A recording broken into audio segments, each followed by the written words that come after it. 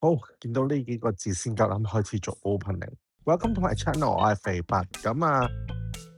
千山萬水長途跋涉，終於嚟到熱海站啦。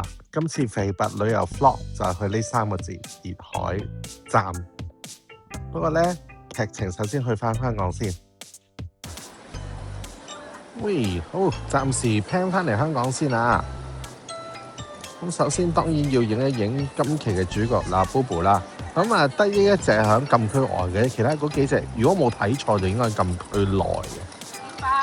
咁好幸運啦，俾我真係揾到晒4隻嘅嗱 Bobo， 而且全部都有龍家星先生嘅簽名嘅，咁就好好彩啦，因為真係一定要搭飛機去到禁區入邊先至睇到嘅，主要就係為咗吸引你喺禁區入邊消費嘅啫。咁鏡頭一轉呢，已經去到羽田空港啦。由於今次係搭紅眼機，即係凌晨機，其實而家個精神已經有啲恍惚嘅啦。但係必須講句，東京交通其實真係好方便，好快我就去咗轉車站品川站啦。我覺得坐新幹線咧，一定要喺火車入邊食下嘢先安樂嘅，死都買個飯團食下先，其實好眼瞓。咁大家都知道日本呢個新幹線係好浪漫嘅，每一部車都會有佢嘅名字嘅。而我今次所乘搭嘅呢，就係回星號啦。你知日本嗰啲地鐵咧，全部都係靜到咧係有配音噶嘛，即係靜到耳鳴。但可能因為你架車去放假啦，咁人都會聽聲，咁我都唔怕住錄個音先啦。因為成個旅程就係首先就係紅眼機由香港去到羽田機場啦，跟住由羽田香港嗰度就會搭京急線嘅，就會去到品川站嘅，然後品川站就落車接就離開架車，跟住就轉 JR 新幹線。就我買咗指定席，因為我有行李，因為之前睇新聞成日話我哋呢啲旅客觀光公海啊嘛，所以有啲錢啦要使嘅，咁買咗指定席，咁就直奔熱海啦咁樣。呢架車佢叫回星號。我都唔知係咩 number 啦，咁好似型號係 N7 咁，所以咧就都買咗個Usagi 嘅鎖匙扣，就係紀念 N7 嘅。而家就出發熱海啦。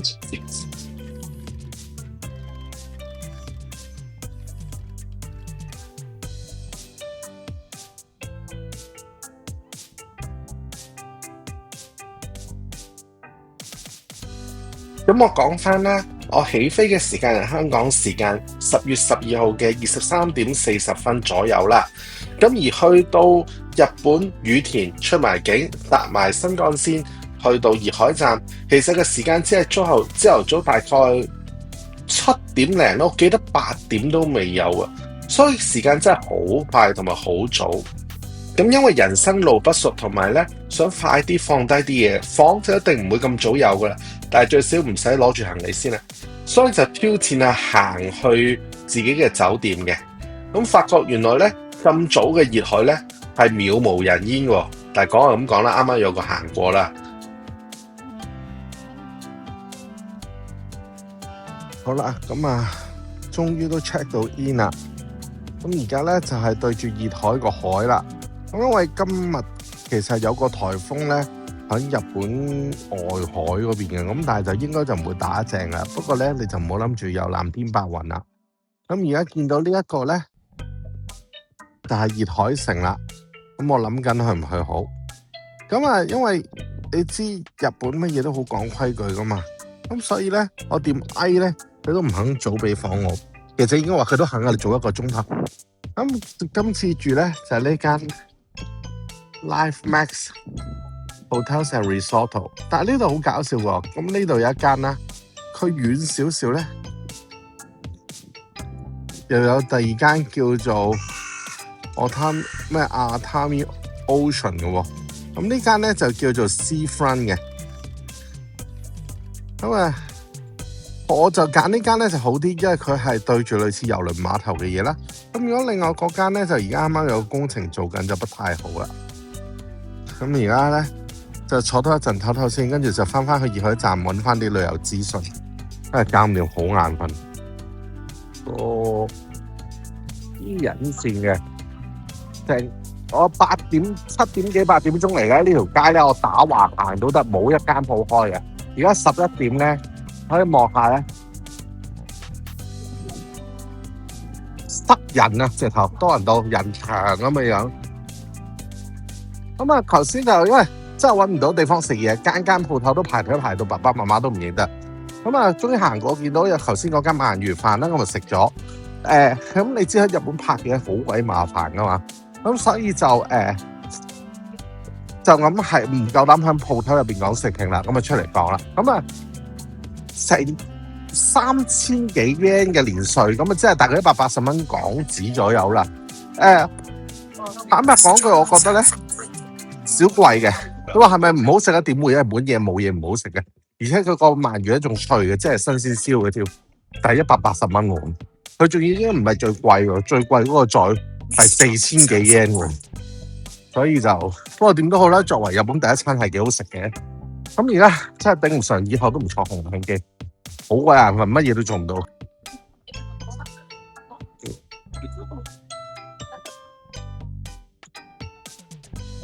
好啦，就係試咗呢間啦。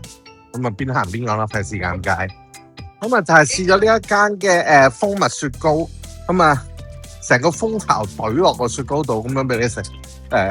咁日本蜜蜂本身都香甜嘅。我坦白講，去日本咧做食評咧好辛苦，因為大部分嘅嘢都好食咧，好似根本就做戲咁樣。但係真係講真一句，點解我有時其實咧好怕日本拍嘢好麻煩，但係我都仲死都要嚟日本咧，就係日本真係冇嘢唔好食。咁但係佢就冇乜特色咯，個雪糕就好普通，滑溜香綿嘅雪糕，咁啊再加上一個蜂蜜味好足嘅，成個蜂巢隊俾你嘅蜂蜜咯。咁啊900 yen 算係咁咯。咁我可以見到咧，已經係真係黐線低 B 噶啦，不停咁有人湧入嚟噶啦。因為花火大會咧，雖然話烈海花火大會咧係接近每個月一次嘅，咁但係咧都係大鑊嘢嚟嘅，所以啲行李嘅鋪頭啊、食嘢嘅鋪頭啊，都係好多人嘅。如果一啲有特色嘅刺身鋪咧，可以話俾你聽，11點開門，11點嗰秒已經話要等位噶啦。咁再未加上嗰啲排隊鋪啦，所以今日因為紅眼機真係好攰，所以今日其實係唔打算有任何行程啊。等酒店開就翻酒店唞到花火大會嘅。2000 years later。好啦，咁啊夜幕低垂啦，咁啊好彩啦，咁啊酒店嗰邊咧1點鐘俾咗間房我，咁就可以本來話2點嘅，其實正式係3點嘅，即係我呢啲都係 out 早 check in 嘅西客嚟嘅，咁就所以咧瞓咗陣，但係都仲好唔夠瞓，所以今日咧決定做咗最緊要嗰樣嘢就算啦。咁而家我就身處緊喺熱海嘅親水公園2號附近啦。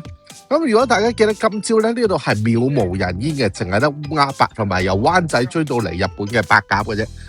但係咧，因為花火大會係大事咧，所以已經開始有警察人流管制啦。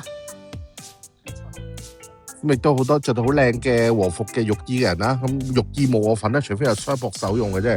咁同埋咧就有呢啲咁嘅攤位仔啦。咁你其實唔止㗎，連酒店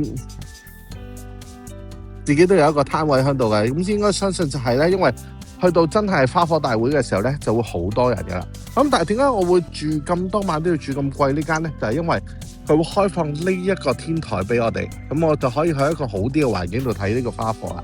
咁而家揾嘢食先。死啦！投資錯誤添，遠少少好似有更加好嘅呢啲咁嘅街邊檔，但我食飽咗咯，而家淨係想食甜嘢。好，講一講頭先食咗啲乜先。咁啊食咗炒麵啦，食咗章魚小丸子啦，同埋串燒嘅。咁終於喺日本試到難食嘅嘢啦。嗰個咁嘅死人章魚小丸子咧，真係衰過當年，凍嘅，墨魚少嘅，腍嘅，無謂提嘅。咁個炒麵又係凍嘅。嗰個但求係有啲澱粉質，所以食得咁油啦。咁正所謂1分錢1分貨。串燒咧，尤其是嗰個其實4串都好食嘅，一個類似cocktail 即係雜乜啦，跟住之後豬牛雞啦，咁我覺得全部都好好食。咁因為亦都係最貴嘛，譬如話肥牛嗰1000蚊1串噶。咁之後咧，仲有同場街影有人喺度做表演喎，真係幾開心。不過可惜我而家食飽咗，我而家又去第二個屋台，即係第二個小販檔度睇下先。咁其實咧，呢隊人咧應該就係街頭表演者嚟嘅，但係菜街嗰啲唱卡拉 OK 阿嬸真係要學下啦。佢哋係有晒勁歌熱舞嘅，而且咧仲識唱《忍者亂太郎》嘅主題曲喎。不過由於版權嘅理由咧，我就唔敢 post 出嚟啦。我想俾多個鏡頭串燒屋台大佬啊！佢係3間屋台入邊咧，我唯一一間覺得好食嘅。有啲串燒好入味，亦都肯幫我燒熟啲。個和牛咧亦都好好食，不過當然好貴啦。其實成個海岸線咧都有唔同區域嘅屋台嘅，但係就唔係亂咁擺嘅，應該政府有規劃過嘅。咁我仲去多咗一個屋台，就開始接近沙灘嘅啦，但係就冇力再行啦，返酒店等煙花。嗱，咁我而家喺我酒店嘅屋頂啦。咁其實咧呢間酒店其中賣點，其實隔離嗰幾間都係㗎。我哋睇下人哋個天台已經開緊 P 㗎，但係呢度唔知點解得我一個嘅。咁就咧如果向海嗰啲酒店房咧，咁直頭可以浸住不全飲住沙驚咁去睇煙花啦。咁如果冇嘅話咧，咁佢都會開放呢一個天台俾你坐喺度舒舒服服咁睇嘅。咁而家暫時見就唔係幾多人啦，咁啊可以見到下面啲人咧已經喺度霸緊位㗎啦。咁可能因為熱海咧每一個月左右咧，平均每一個月都會有一次嘅煙火大會嘅，所以就未至於去到好似維多利亞港咁樣咁多人咯。咁但係都頭先有人咧試爆咗一下咧，你就會發覺點解熱海嘅煙花咧好似咁正咁樣。因為嗱，你而家見到呢黑晒嘅位咧，其實係山嚟嘅。咁佢就會形成咗一個好強大嘅回聲效果咧，就好似紅館演唱會咁咧，爆一嘢咧，嗡幾嘢㗎，所以陣間可以睇睇啦。不過講真句，呢啲現場先感受到嘅。咁進入正題之前，俾我吐多次苦水，咪去咗一個好靚嘅位嘅。點知佢無啦啦趕走我，叫我返房等喎。佢話一定要8點鐘先至大家入場喎，都唔知發生咩事。好彩入到去都可以攞翻到個靚位，如果唔係我真係飲恨終身啊！好，唔好廢話啦。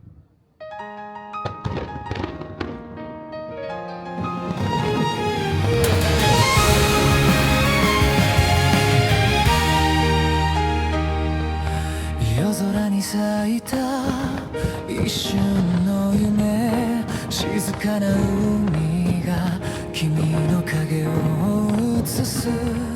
消えてゆく光、手のひらに残るぬくもり、もう一度だけ笑ってほしかった。人はみんな時の中で何かを探し、何かを失う。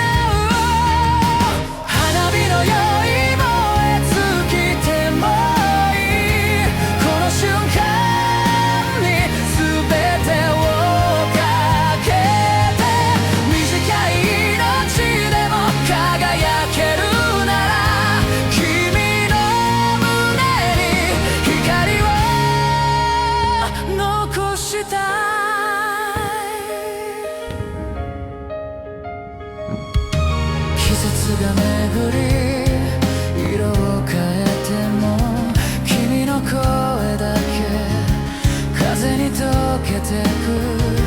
約束した未来は夢のように遠く、指先に触れた優しさが痛い。泣くことさえ忘れた夜、星も黙って見守っている。花火のように燃え尽きても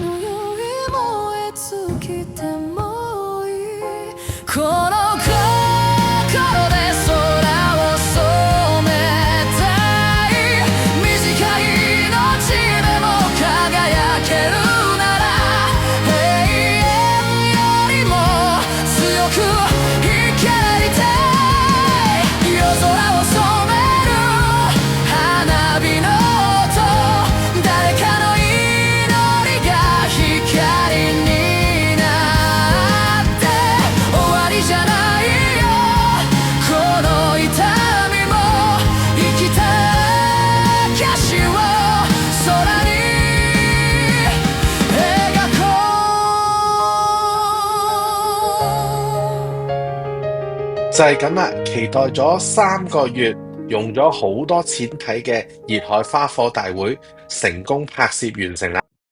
咁啊，趁等緊 lift 咧，做個即係總結先啦。熱海花火大會作為咧少有地喺日本咧係差唔多1年辦10幾次咧，我初初諗緊會唔會咧係啲唔會大規模啦咁樣嗰啲，但係咧如果大家睇到頭先條片咧，佢嗰個連埋個山谷嘅震撼咧真係好爽皮，咁所以咧難得佢係1年搞10幾次會，差唔多接近1個月一次，我真係奉勸大家有生之年錢係要使嘅，嚟啦！其實我上載咗呢一個20分鐘嘅原始版本花火大會嘅片，咁就冇做配樂，淨係聽到乒乒乓乓聲啊，係會更加震撼嘅，好建議大家睇下嘅。原來我唔記得做 ending 啊，所以唯有借住忍者亂太郎條片咧嚟做 ending 啦，希望唔好中版權啦。